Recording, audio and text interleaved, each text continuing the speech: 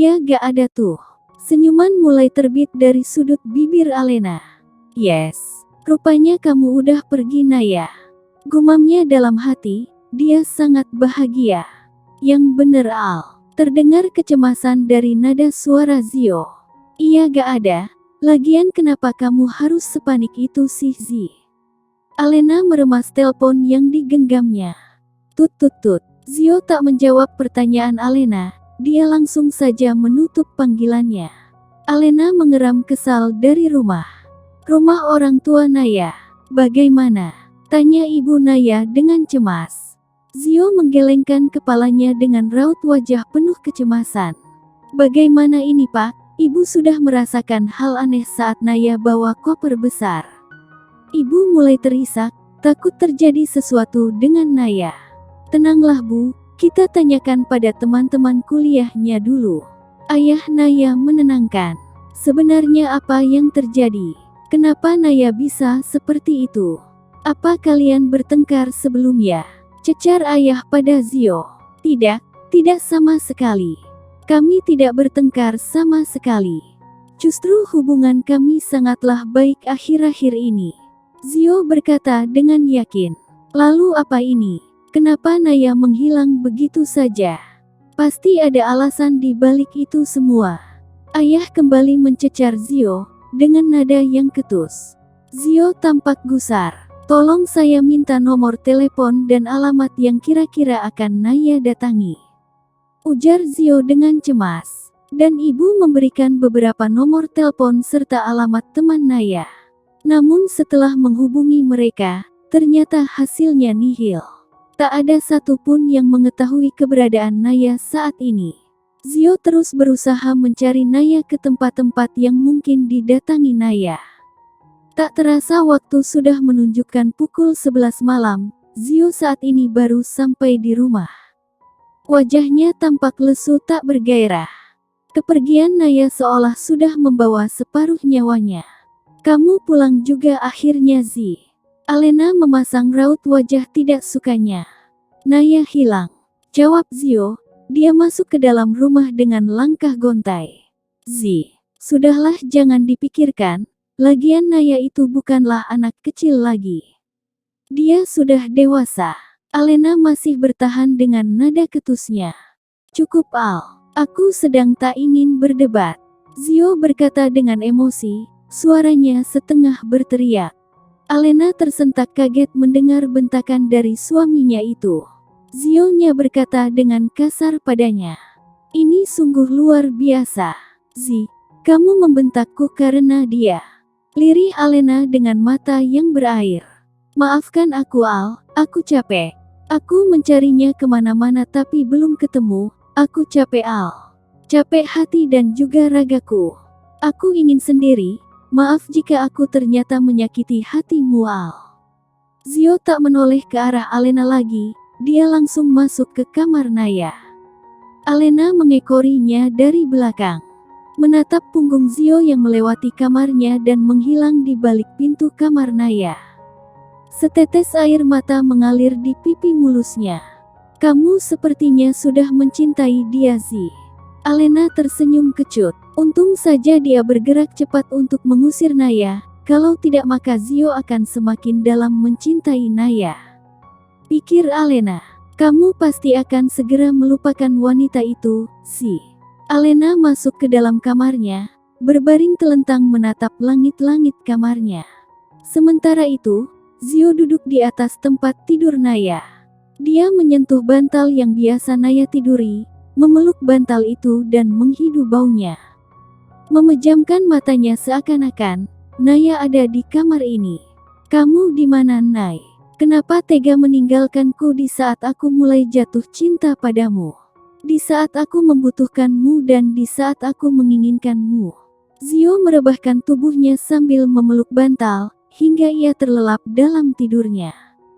Mendekap erat bantal itu, seolah Naya lah yang sedang ia peluk saat ini. Besoknya, Arga akan membawa Naya pergi ke suatu tempat yang jauh dari kota ini. Kini mereka duduk di dalam mobil mewah milik Arga.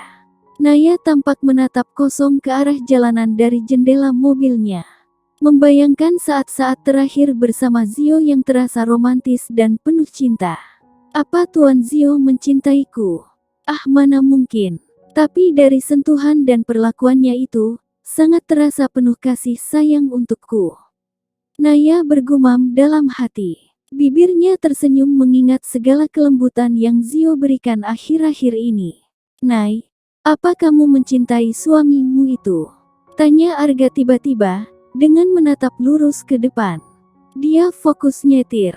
Apa-apa? Hah? Naya yang tadi sedang melamun terkejut dan gelagapan mendengar pertanyaan yang Arga lontarkan. Cinta pada suamimu itu. Arga terkekeh, menoleh sekilas pada Naya lalu kembali fokus ke depan. Aku. Naya diam tak melanjutkan perkataannya. Tidak usah malu padaku, Nay. Aku bisa melihat kalau ada cinta untuk suamimu itu dari caramu menatapnya. Arga tersenyum kecut. Ya, dia masih ada hati pada Naya. Tapi dia tak akan merusak kebahagiaan Naya hanya untuk egonya. Kebahagiaan Naya adalah kebahagiaannya juga. Aku mencintainya, Ar. Lirih Naya gelisah. Lalu kenapa kamu meninggalkannya? Tanya Arga kembali. Nyonya Alena tak ingin aku ada di sana. Jawab Naya pelan. Jangan hiraukan dia, yang penting suamimu juga mencintaimu. Kenapa menyiksa diri? Kamu ini bodoh apa polos sih? Arga geleng-geleng kepala. Aku tak mau merusak kebahagiaan mereka, sebelumnya mereka sudah bahagia tanpa aku. Dan setelah kehadiranku, Nyonya Alena jadi sering bertengkar dengan Tuan Zio. Jawab Naya diliputi kegelisahan. Tangannya saling meremas, mengingat perkataan Alena kemarin padanya.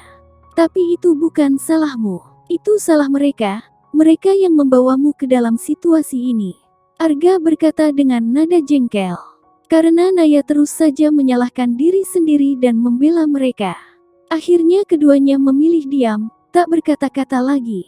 Daripada ujung-ujungnya mereka berdebat. Naya ingin menghidupkan ponsel yang sengaja dia matikan sejak memutuskan untuk pergi kemarin. Tapi urung dilakukannya, karena dia tak mau ada yang mengetahui keberadaannya. Setelah perjalanan cukup jauh, Arga menghentikan mobilnya di depan sebuah rumah makan. Mereka mampir dulu untuk mengisi perut yang sudah mulai bernyanyi. Karena mengantuk, Naya akhirnya tertidur pulas di dalam mobil. Arga menatapnya sekilas dengan tatapan iba. Kasihan kamu Nay, betapa banyak beban hidup dan masalahmu itu. Semoga badai cepat berlalu dan terganti dengan pelangi.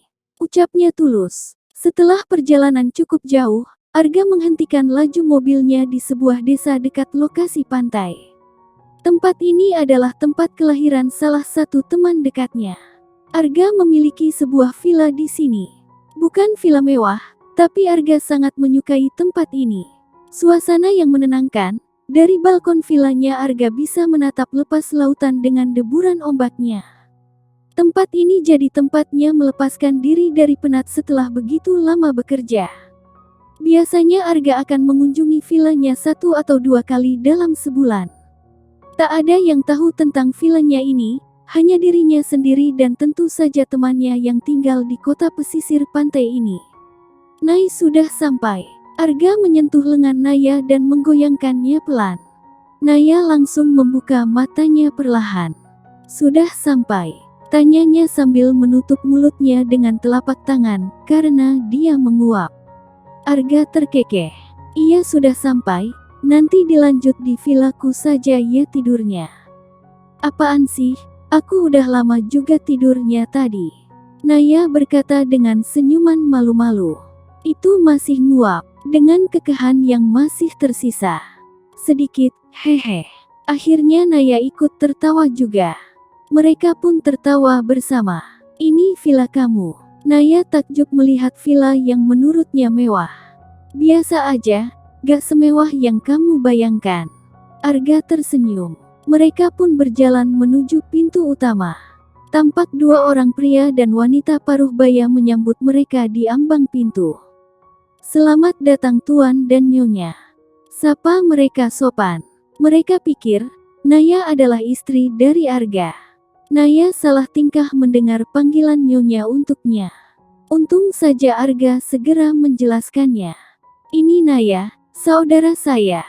Suaminya sedang di luar kota, jadi selama suaminya belum pulang dia akan tinggal di sini. Jelas Arga. Oh, jadi kami salah paham ya. Mereka pun memasang mimik malu, sudah salah paham. Lalu meminta maaf kepada Arga dan Naya. Tak masalah Bi, ujar Naya lembut dengan tawa kecilnya. Mereka pun masuk ke dalam villa. Karena lelah, akhirnya Naya memilih untuk tidur lagi di kamar yang sudah Arga siapkan. Sedangkan Arga memilih untuk berkutat dengan tap yang tak pernah ketinggalan. Usai makan malam, Arga berpesan kepada ART di rumahnya, yaitu Bi Ratih dan Pak Burhan. Mereka adalah suami istri. Bi titip Naya, dia sedang hamil muda dan suaminya sedang tidak ada. Sementara saya tidak bisa selalu ada di sini juga. Kerjaan saya banyak di sana. Tapi saya akan mengunjunginya mungkin 1 atau 2 minggu sekali. Ujar Arga. Tenang saja Tuan, kami akan menjaganya dengan sangat baik. Jawab Bi Ratih antusias.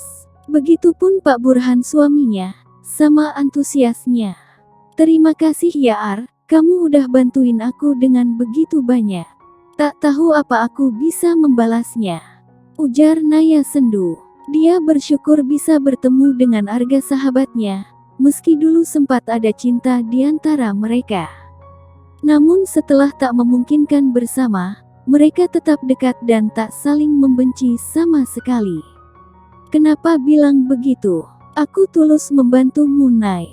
Arga tak suka Naya mengungkit balas budi. Setelah mereka berbincang sejenak, mereka pun segera masuk ke kamar masing-masing untuk tidur.